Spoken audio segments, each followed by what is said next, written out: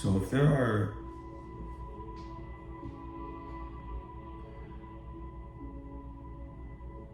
today, I don't really have much of a topic to discuss, but one thing that has been on my mind is that if there was something I could give to Julius, what would it be? If there was something I could pass down to my progeny, what would that be? What would that entail? And this shit crooked, what the fuck? And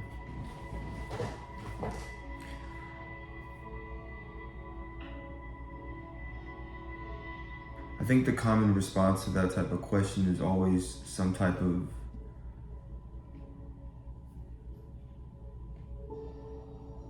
generational wealth, financial support, some type of fiscal security net, security blanket that is passed down to one's offspring.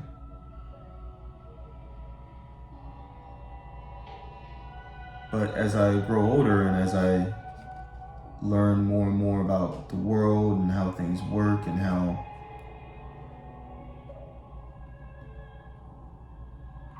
humans react to certain stimuli, how certain things affect people, and as I interact with people from various backgrounds, I realize that's actually folly.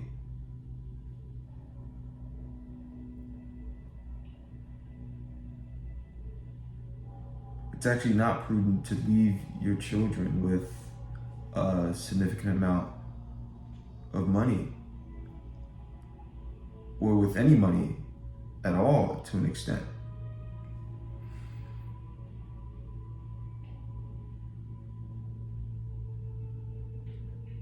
And it's quite a delicate balance you have to walk, because if you're in the position to pass down a fiscal security blanket, it's almost ideal to pass it down, to want to make sure that your kids are taken care of, and their kids, and your extended family. But the more and more I think about the topic, the more and more I realize that it can actually serve as more of a detriment to the development and the growth of your kids, rather than support them. It essentially coddles them, and it creates for them in the back of their head this idea that a few things, but predominantly this idea that they will always be taken care of. In some way, it's as if you're protecting them from the reality of the world, from how things truly are. On a very fundamental level, the world is highly competitive. It can be cold.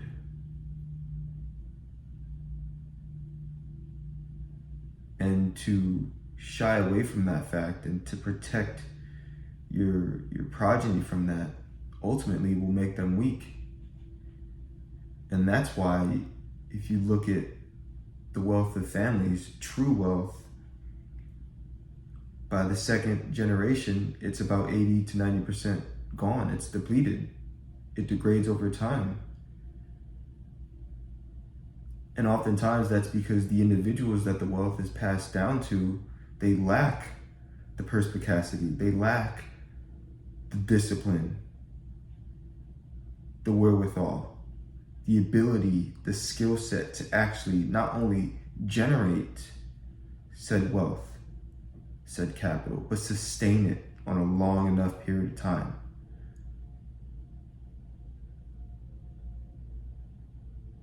That's why it never lasts.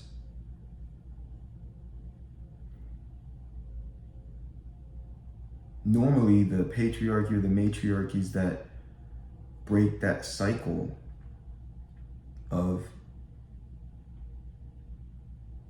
let's call it poverty, or middle class, upper middle class. Normally the individuals that come into the family line and break that cycle and take their name, take their wealth, their status to that next level, they tend to be a little bit more guarded, more conscientious, more industrious, more determined, hungry.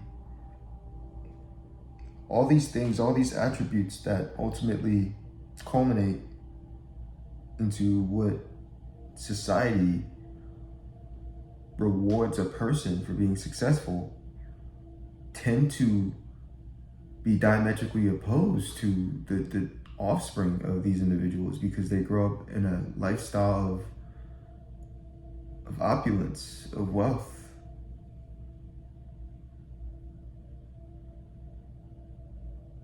And that's, I guess, the biggest, one of the biggest realizations I've kind of stumbled upon. The lavish lifestyle, the comfort, it's actually not conducive for successful individuals. In order to be truly successful, in my opinion, there needs to be some form of lack. There's some mental, emotional, psychological detriment. There's a hole that needs to be filled. And at least in my case, that hole can be filled through achieving, through excellence, through accumulating wealth.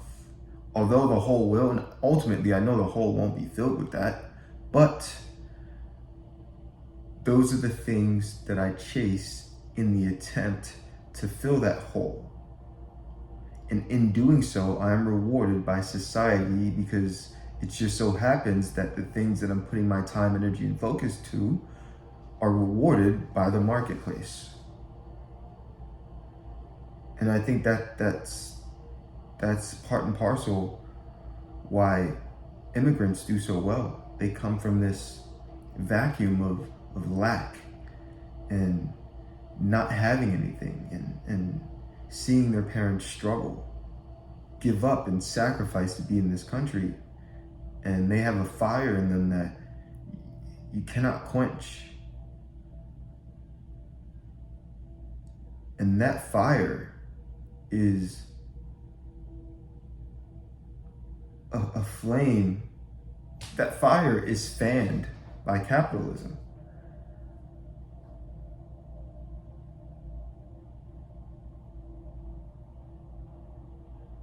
You know, there's this saying, my grandfather walked so that my father may drive a Toyota. I drive a Mercedes. My son drives a Ferrari. I don't know what my sons will drive, but I know their sons will one day walk again.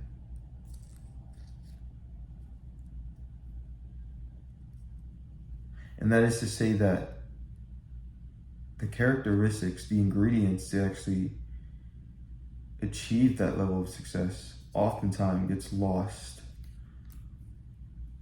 It goes through a process of degradation, and it's watered down, and it's lost, because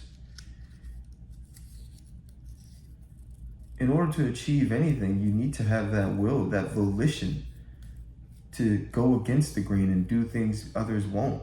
And if you grow up in a life of comfort, you won't have that.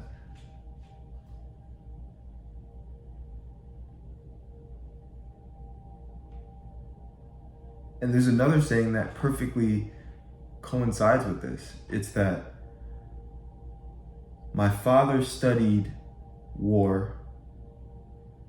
No, my father studied war and strategy so that I may study business and politics, so that my son may study music and art. And all these idioms, all these axioms, all scratch at the same fundamental truth.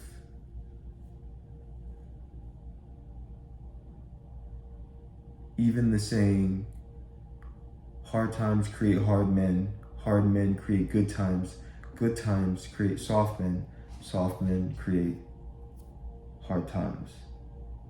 It's this cyclical nature of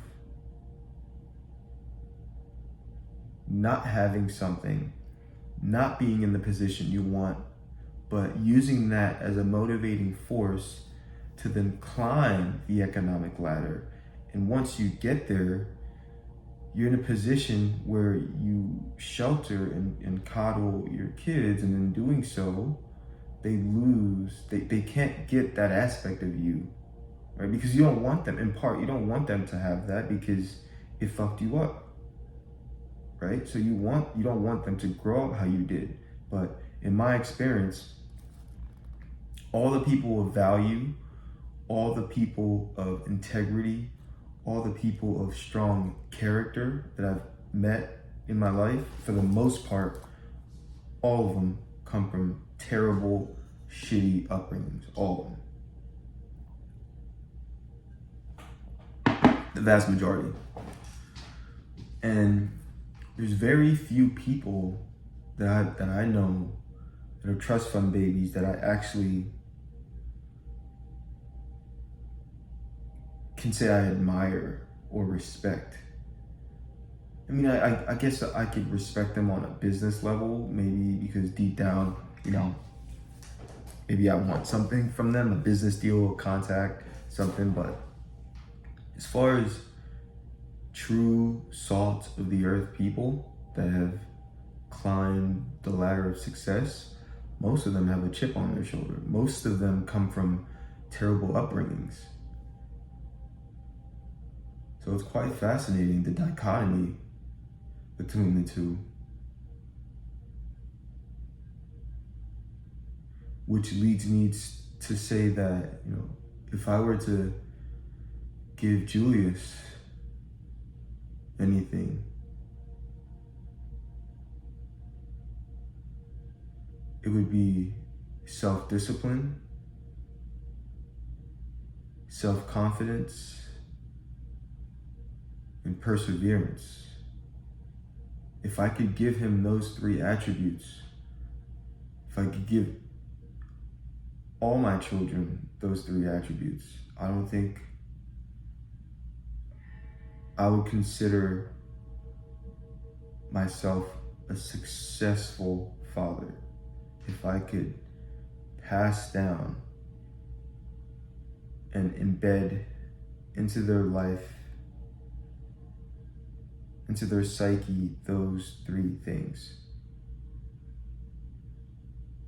Self-discipline, because regardless of their career, their pursuits, their ambitions, you need to be self-disciplined to actually achieve things. You need to be self-disciplined to do the things that are required to advance, whatever it is,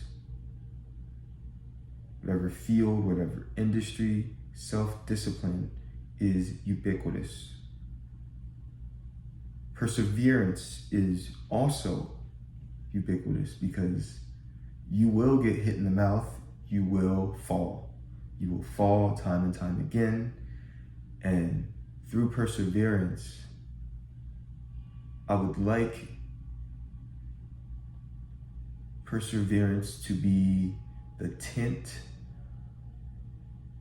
on the lens of which he or she views problems, trials, challenges, tribulations, things of that nature.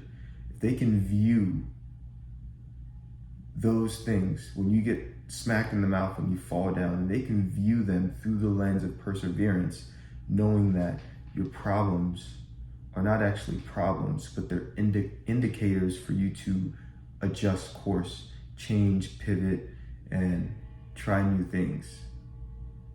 Or try it in a different way. Or maybe just try it again in the same way, but slightly different. I think that would be immensely valuable. And lastly, self-confidence. If I could embed in them a self-confidence that's not dependent upon the world or what they achieve, but rather the process of achieving and striving. If they can get self-confidence from the fact that they can learn and do anything regardless of failure. Not that they won't fail, but expecting to fail and still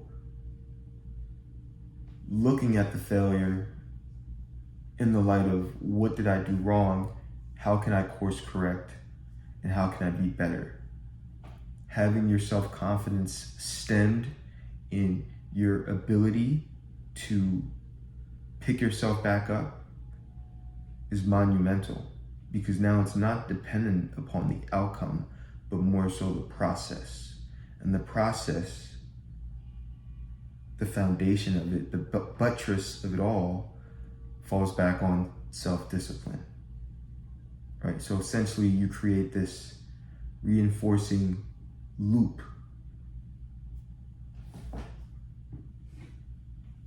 So yeah, those are the things I would give. Those are the things I think would be most valuable, regardless of how they choose to live their lives.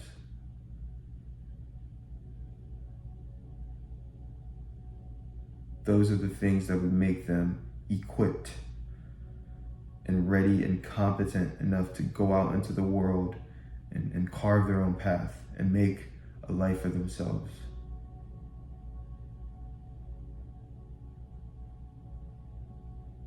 Anything else would just be icing on the top.